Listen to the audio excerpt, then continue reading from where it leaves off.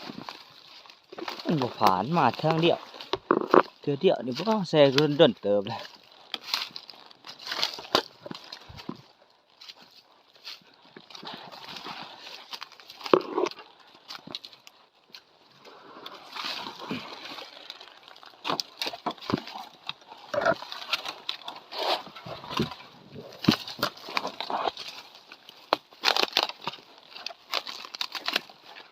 นี่หอยมันขึ้นมาพี่น้องเห็นหอยใหม่ให้จังมาใส่แต่ว่ามันบ่กลับมาหอยเก่า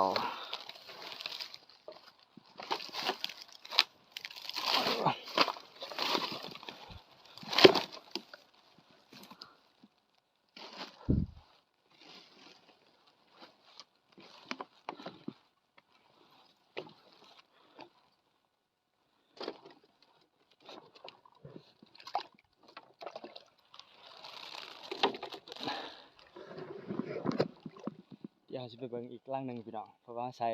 3 จุดพี่น้องใส่อยู่นี่2 จุดอยู่มอกันพี่น้องอยู่ติดกันเลย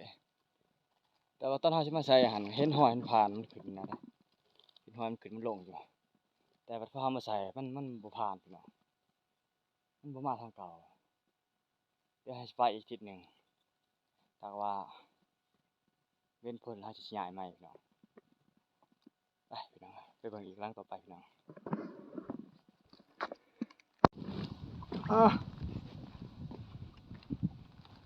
ทับอีกแล้วหลังจากที่ว่ามาแต่ยามแห้วพี่น้องเอ้ย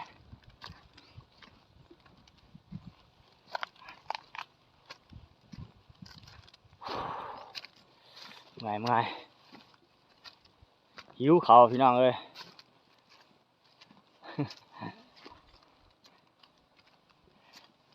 โอ้มีอะไรกินแล้วว่าข้าวฮะ ลูกไปล่ะโอ้ยประมาณไม่เอาเนี่ย